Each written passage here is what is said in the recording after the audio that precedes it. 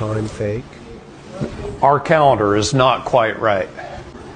We're supposed to have 13 months of 28 days, with one day, the day of resurrection, Easter, as a neutral day.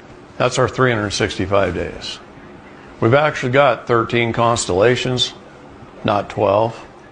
This same calendar is very close to the Mayan calendar, but it's also very close to several ancient Sanskrit calendars.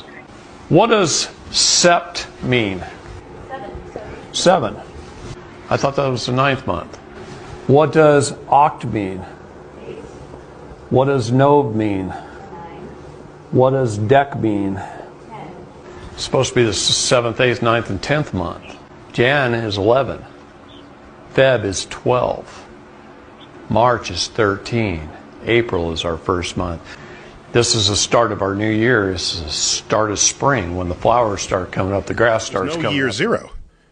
You know why there's no year zero? The word calendar comes from calends. Calends is the first day of the month the Romans had to pay off their debt. Calendar is an invention by Pope Gregory to remind people when to pay taxes. You are born into this copyrighted timeline, and this copyrighted timeline is on your birth certificate, which means you are owned by them. They did this also to lose concept of true time. We are not in 2024. The word month comes from moon, because a month is a 28-day lunar cycle. 365 divided by 28 is 13. We have 13 lunar cycles every year. Where is the missing month? This is where it gets crazy. We don't know what year we are truly in, people. The fluids in our body are in cycle with the moon. That's why women have a menstruation cycle every 28 days. The ancients would never eat anything on a full moon, and they would do rituals. Maybe they did this to keep us out of sync with the celestial bodies, because they hold influence over our consciousness. There's so much more that goes into this. The Julian calendar, introduced by Julius Caesar in 45 BC, revolutionized timekeeping. Before this, Rome used a lunar calendar that was wildly inaccurate. Caesar, with the help of astronomer Sosigenes, crafted a solar calendar, aligning it more closely with the Earth's orbit around the Sun.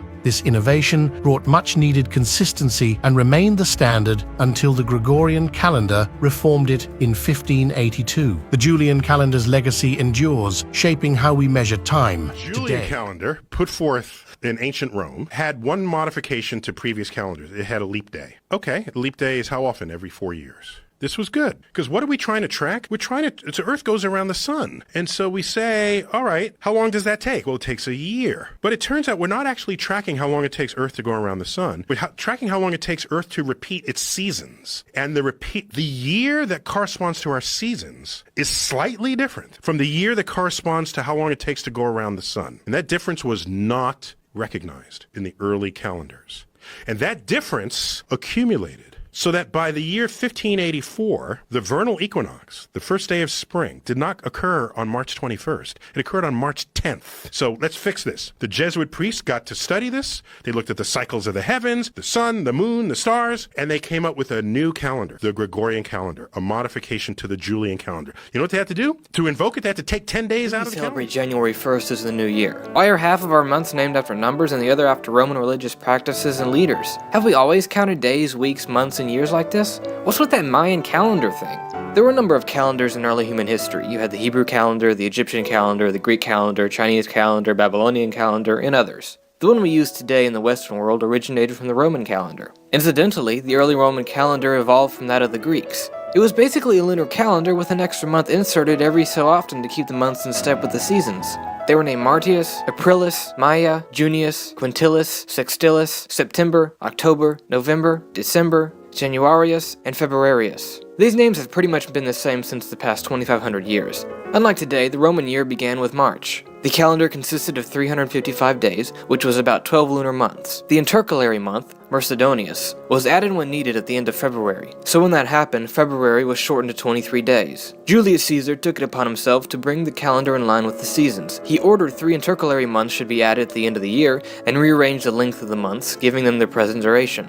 He eventually rejected the lunar month entirely and adopted the solar year, which had an average length of 365.25 days. The 4-year leap year cycle was added to resolve the 25th of a day. The The reforms took place on January 1, 45 BCE. This changed the beginning of the year from March 1st to January 1st as we know it today. The calendar was called the Julian calendar for obvious reasons. The 7-day week was followed by Judaism and Islam. The week was set around a day of rest and religious practices. Romans didn't have a day of rest, so their 8-day week cycled around market days. Eventually, astrologers assigned a planet to rule each of the 24 hours of the day in a continual sequence. This led to the Roman 7-day cycle. Saturn, the Sun, Moon, Mars, Mercury, Jupiter, and Venus became Saturday, Sunday, Monday, Tuesday, Wednesday, Thursday, and Friday. The names of the first 6 months are partially derived through the fact that certain Roman gods had feast days or times centered around them. For example, Janus was the god of beginning, so January was used for the name of the first month of the year. The month of March was the time that soldiers would begin war, so it was named after the god of war, Mars. The other 2 months were named after Roman leaders, and the rest of the months were just named after the number of the month that they were. October, 8th month, November, 9th month. The Julian calendar was simple, which made everything seem fine and dandy, but there was a small problem, a problem that added up every year. The 365.25 day year is 11 minutes and 15 seconds longer than the true length of the tropical year. After 128 years, the season begins a whole day earlier. The Egyptians, Greeks, and Romans didn't have an issue with days not lining up perfectly, but the Christian church did. You see, they wanted to make sure that the religious holidays they celebrated were on their actual days. Pope Gregory XIII took it upon himself to resolve this problem and came up with the Gregorian calendar. The changes he enacted resolved the shift at the beginning of each year, set a standard for the length of a year in days, minutes, and seconds, among other things. The changes were not accepted in England and the British colonies in America until 1752. By then, the English calendar was off by 11 days compared to the calendar of continental Europe. Because of this, dates of events such as the timeline of historical figures will often have 2 dates. The Gregorian is called the New Style, and the Julian the Old Style. The birth of Isaac Newton was the 25th of December, 1642, in accordance to the Old Style, but was the 4th of January, 1643, in accordance to the New Style. In the Middle Ages, New Year's celebrations were abolished due to their pagan origins, but the celebrations were started again in 1582. The modern calendar can't be credited to one specific person. It's pretty much the Gregorian calendar, but with an addition of dates for Christian celebrations and the way years are numbered. Oh, and about the 2012 Mayan prophecy stating the end of the world, don't worry about that, it's a bunch of bunk.